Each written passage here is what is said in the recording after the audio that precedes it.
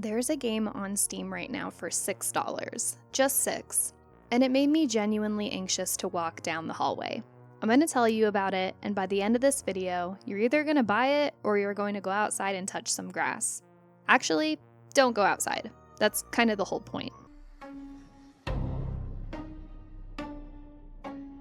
Hi gamers, it's your host Stormy, and welcome to The Night Show. I review indie horror games, survival games, and anything just downright weird. Look Outside came out in 2025. Survival horror RPG, body horror, cosmic dread, turn-based combat, and it has more heart than most games I've played at full price. As of the day I'm making this video, it's currently on sale on Steam, so what better time to talk about it? You wake up as Sam. You can rename your character, but if you don't, he's Sam. You're in your apartment, and very quickly you get a piece of information that I think perfectly sums up the entire vibe of this game. Something horrible is going to happen in 15 days.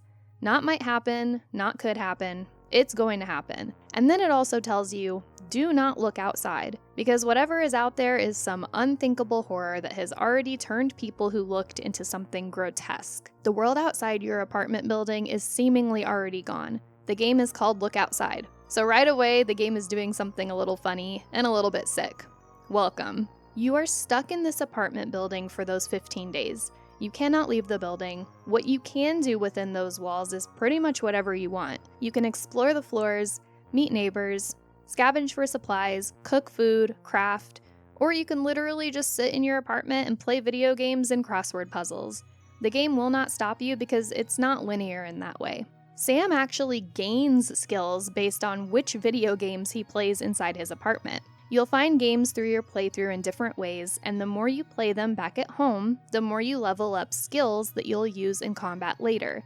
So the bit where you sit on the couch playing video games is also mechanically how you build your character. I thought that was a genuinely clever design. It also felt personally validating. Over time, you can build up a party of up to 4 people, other survivors that you will meet in the building. Who you recruit depends on the choices you make, what you say to people, whether you're in the right place at the right time. These are characters you can miss entirely on a first playthrough. There are also rooms you won't find.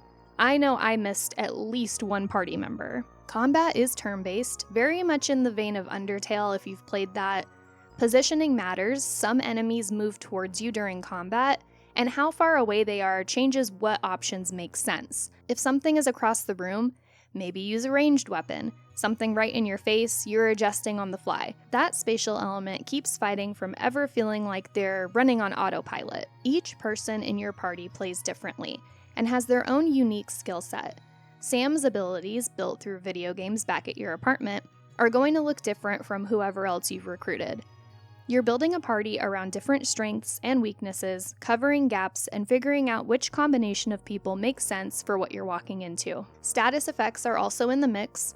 Stun, blind, poison, all the usual things designed to derail your plans at the worst possible moment. And your weapons have durability. Every skill has a percentage chance of breaking your weapon when you use it. Some skills are high damage, high risk. The weapon might snap after one use. Others are safer but weaker. You're doing the math in real time, mid-fight, while watching your SP and your health and whatever is currently walking towards you. If your weapons break, your SP runs dry, and you've got nothing left to heal with, that's it, you're basically screwed. The game does not give you an out. You could try to run away, but that doesn't always work. You made your calls, and now you're in the consequences. For healing, you're working with whatever you brought out. Bandages, food you cooked at home, crafted items.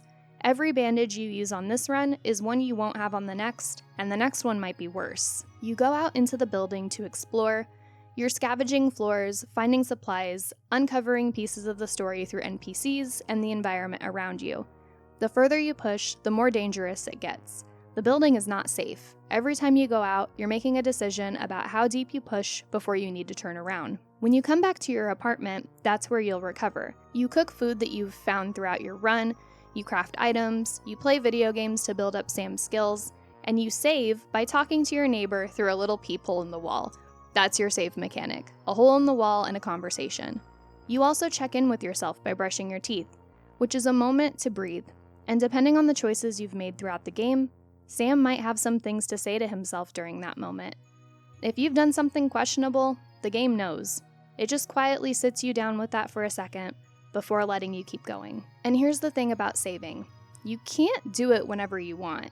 The game only lets you save once you've hit a threshold of new areas explored.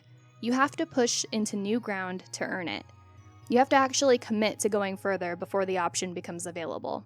And that one mechanic does a lot of work, because now every time you leave your apartment, you're making a bet. You're going out, fighting through whatever's in the hallways, trying to push deep into a new territory to unlock that save, and the building is working against you the entire time. Your resources are draining, your weapons are wearing down, and you need to make the call about whether you have enough left in you to keep going or whether you need to cut your losses and head back. I had moments in the game where I'd fought through a genuinely difficult stretch of encounters, I was low on everything, and I just needed to get home to save. That walk back felt long. Every corner felt like a potential problem that I didn't have the resources to deal with anymore. It wasn't scary in a jump scare way. It was scary in a please just let me get home kind of way. That's a hard feeling to manufacture, and the game does it consistently, and it does it entirely through how the systems are designed. And that's what that save mechanic is actually doing. It's not just an inconvenience, it's building dread every time you leave your front door. The enemies are handcrafted, and it shows. You're going to fight things made entirely of teeth, things with 50 arms reaching towards you at every turn, things that look like someone asked themselves what's the most uncomfortable thing that they could draw, and then kept going. There are over 150 of them, bosses included, and the bosses are their own category of problem. The game has about a dozen of them, and none of them are gentle. The environment gets darker the deeper you go. The music shifts with it. Sometimes it's eerie, strange, and almost playful, and then it stops being that. It knows exactly when to drop the quirky stuff and just let you sit with something genuinely unsettling. The sound design knows what it's doing. The characters are weird and specific, and the dialogue has a dry wit to it that gives you real breathing room between the parts that are trying to unsettle you. The tone balance is one of the better things about this game. It doesn't lean into the horror so hard that you get exhausted by it, and it doesn't let the comedy undercut the moments that are supposed to hit hard. It's reminiscent of Undertale in that way too. That specific feeling of this is kind of silly and I'm also genuinely stressed out right now, and somehow both of those things are true at once. The game goes to some real places thematically as well.